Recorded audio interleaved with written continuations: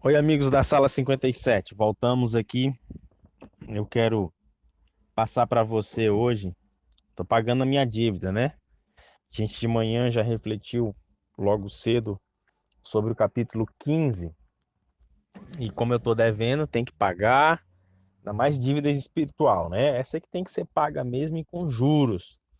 O capítulo 16 do livro de Primeiro Reis é um capítulo muito interessante.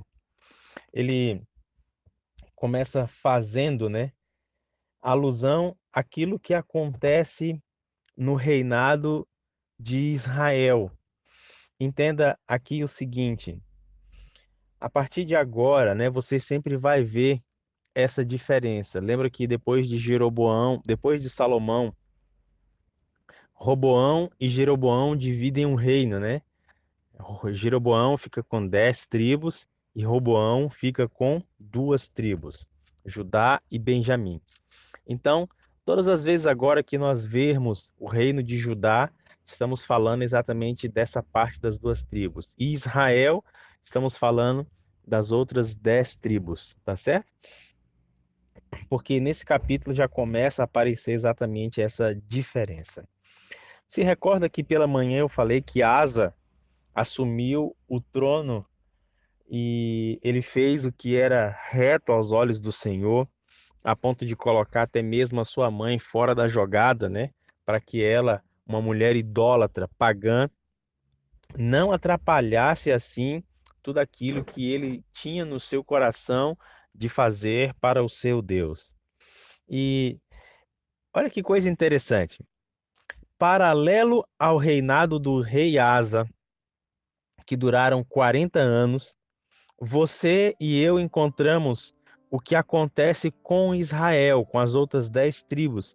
E é muito interessante isso, porque você vai ver aí na narrativa do capítulo 16 que passa por Bassá, Elá, Zinri, Onri e Acabe, até chegar em Acabe. Cinco reis ímpios, cinco reis que fizeram o que era mal aos olhos do Senhor, cinco reis que foram apegados ao paganismo, à idolatria, à prostituição espiritual e que levaram assim Israel a se corromper e que trouxeram maldições sobre o povo de Deus. Em comparação a esse período em que passam quatro reis em Israel, em Judá, Asa permanece. E eu coloquei como um título, né, a brevidade dos ímpios. Você se recorda que Deus, quando Moisés está fazendo o seu último discurso no livro de Deuteronômio, nós encontramos ele pronunciando várias bênçãos, várias orientações de Deus para o povo de Israel. Quando eles entrassem na terra prometida, se eles se permanecessem fiéis, leais, obedientes, se eles não se prostituíssem, se eles não imitassem as práticas pagãs daqueles outros reis, daqueles povos os quais eles iriam subjugar e retirar da terra, Deus daria sobre eles bênçãos sobrenaturais, principalmente a bênção da longevidade, a bênção da prosperidade. E é exatamente sobre esse paralelo que eu gostaria de comparar agora.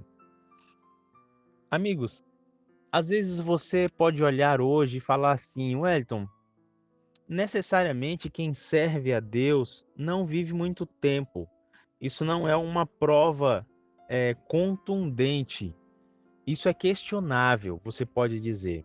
Bom, eu quero dizer a você que realmente pode ter algumas pessoas que, ao servirem a Deus, podem perder a vida ainda na sua juventude.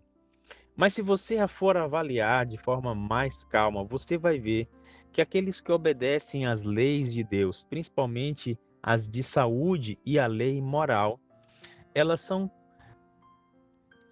presenteadas por Deus com a bênção da longevidade. Agora, eu quero levantar os seus olhos para além daquilo que você e eu enxergamos. Porque quando nós olhamos a bênção da longevidade, talvez você esteja limitando a sua experiência ou o que eu chamo, o que eu estou aqui dizendo sobre longevidade, somente a esta vida, quando na verdade não é. Em Deus, nós temos a promessa da vida eterna. E é sobre essa longevidade que eu estou falando. Vida eterna. Jesus disse que veio para que nós tenhamos vida e vida em abundância. Jesus veio para nos trazer uma vida a qual, neste mundo de pecado, nós nunca poderemos desfrutar. Por isso eu quero convidar você, meu querido amigo, minha querida amiga, a levantar os seus olhos além do que 50, 60, 70, com muita canseira, 80 e 90 anos nesta terra podem nos oferecer, para que você comece a enxergar aquilo que a eternidade pode nos presentear. Você já imaginou o que é viver eternamente? Você já imaginou viver em um lugar onde você não vai se cansar, onde não vai haver dor, onde não haverá pecado? É exatamente sobre isso que Deus promete para mim e para você. E no livro do Apocalipse, nós encontramos todas essas promessas mais uma vez confirmadas.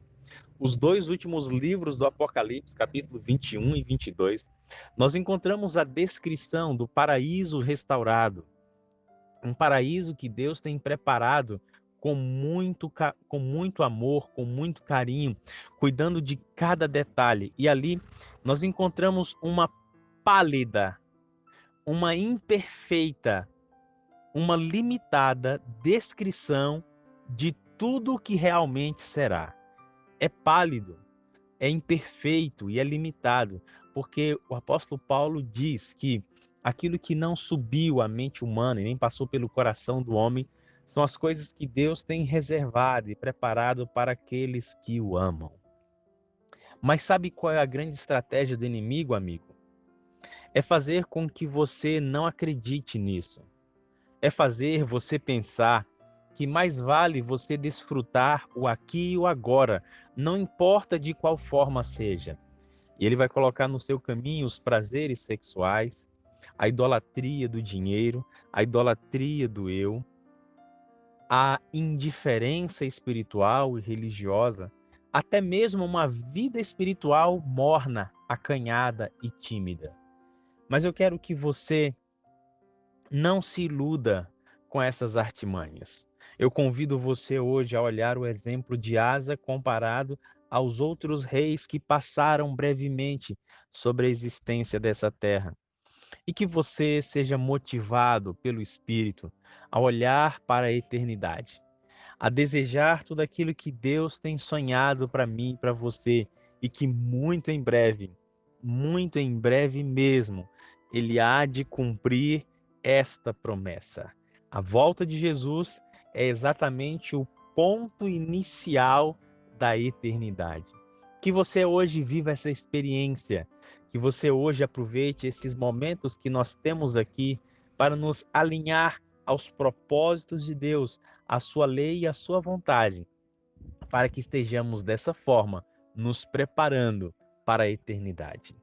Um grande abraço a você e no nosso próximo áudio eu quero falar um pouquinho sobre Acabe e Jezabel, tá bom? Fica com Deus. Um bom descanso para você e amanhã nos encontramos na sala 57.